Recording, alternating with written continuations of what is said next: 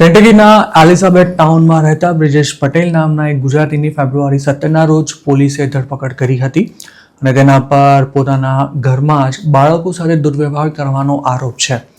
આ મામલે આરોપી પર 4th ડિગ્રી અસોલ્ટ ચાર્જ લગાવવામાં આવ્યો હતો. તેની ઉંમર 37 વર્ષ હોવાનું પોલીસે જણાવ્યું છે. એલિઝાબેથ ટાઉન પોલીસ ડિપાર્ટમેન્ટના ઓફિસર્સને બ્રિજેશ પટેલના ઘરમાં બબાલ થઈ હોવાનો ફોન કોલ મળતા એક ટીમ ત્યાં પહોંચી હતી.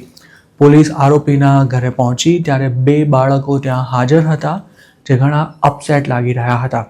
બાળકોએ પોલીસને એવું જણાવ્યું હતું કે તેમના પિતાએ તેમની સાથે અયોગ્ય વ્યવહાર કર્યો છે. અરેસ્ટ ડોક્યુમેન્ટમાં દર્શાવાયેલી વિગતો અનુસાર પોલીસ બ્રિજેશ પટેલના ઘરે પહોંચી ત્યારે તે કાઉચ પર બેઠો હતો અને તેની સામે પડેલા કોફી ટેબલ પર વિસ્કીની લગભગ ખાલી થઈ ગયેલી બોટલ પડી હતી. પોલીસે એ વાતની પણ નોંધ લીધી હતી કે બ્રિજેશ પટેલ ત્યારે નશાની હાલતમાં હોય તેવું લાગ્યું હતું.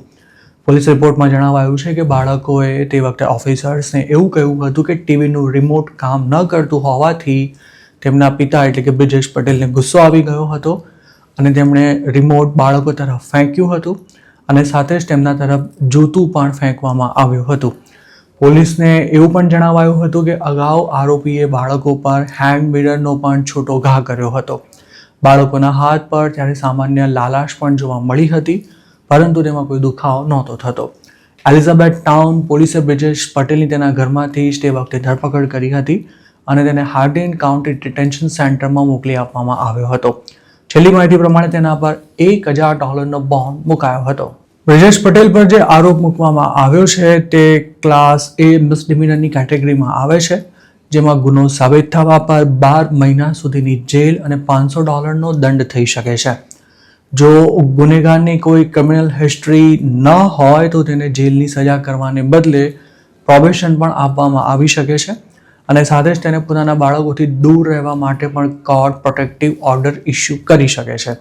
જોકે આરોપી વારંવાર આવું કૃત્ય કરતો હોય તો તેના પરનો ચાર્જ ક્લાસ D ફેલોનીમાં અપગ્રેડ થઈ શકે છે અને તેમાં ગુનો સાબિત થવા પર 1 થી 5 વર્ષ સુધીની જેલની સજા ઉપરાંત અમુક કેસમાં $10,000 સુધીનો દંડ પણ કરવામાં આવી શકે છે. આરોપી બ્રિજેશ પટેલ અમેરિકામાં કયા સ્ટેટસ પર રહે છે તેની કોઈ વિગતો પોલીસ દ્વારા શેર કરવામાં નથી આવી. જોકે હવે આવા કેસમાં આરોપી જો અનડોક્યુમેન્ટેડ ઇમિગ્રન્ટ હોય તો તેમને આઈસ દ્વારા પણ અરેસ્ટ કરવામાં આવી રહ્યા છે. 2025માં જ એક એવો રિપોર્ટ આવ્યો હતો કે ડોમેસ્ટિક વાયોલન્સના કેસમાં પણ લોકોને ડિપોર્ટ કરાઈ રહ્યા છે. અમેરિકામાં ઘણા ગુજરાતીઓ પણ આવા જ આરોપમાં જેલની હવા ખાઈ આવ્યા છે અને અમુક ડિપોર્ટ પણ થયા છે. 2025માં જ ટેનેસીમાં બનેલી એક ઘટનામાં મહેસાણાના એક યુવકને તેની જ પત્નીએ ઇમિગ્રેશનના કેસમાં ફસાવ્યો હતો, જેને ધરપકડ બાદ લગભગ 5 મહિના સુધી જેલમાં રાખ્યા પછી ડિપોર્ટ કરવામાં આવ્યો હતો અને તે જેલમાં હતો તે વખતે જ તેની પત્ની પોતાના કહેવાતા પ્રેમી સાથે રહેવા લાગી હતી. તે સમયે આ કિસ્સો ગુજરાતી કોમ્યુનિટીમાં ખાસો ચર્ચાસ્પદ પણ બન્યો હતો. ડોમેસ્ટિક વાયોલન્સની સાથે સાથે દારૂ પીને ધમાલ કરતા હોય કે પછી ડ્રાઈવ કરતા પકડાયા હોય તેવા પણ ઘણા ગુજરાતીઓ છેલ્લા 1 વર્ષમાં ઇન્ડિયા પાછા આવ્યા છે.